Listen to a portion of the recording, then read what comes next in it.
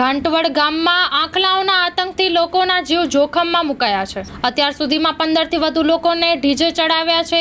અનેક વખત રજૂઆત છતાં આંખલાઓનો આતંક યથાવત જોવા મળ્યો છે।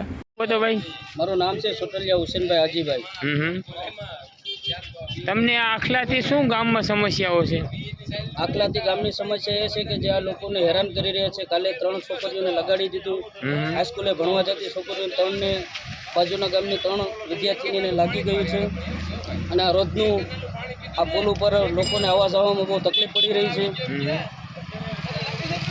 પછી કોઈ તમે આની રજૂઆત નથી કરી કાંઈ? આ રજૂઆત આની જાજાફેરી કરેલી છે પણ આની કોઈ થઈ નથી હજી તરફ। બરાબર, તો પંચાયતને કોઈ જાણ કરી ખરા તમે? પંચાયતને અમે જાણ કરેલી નથી, પણ કરવાની છે।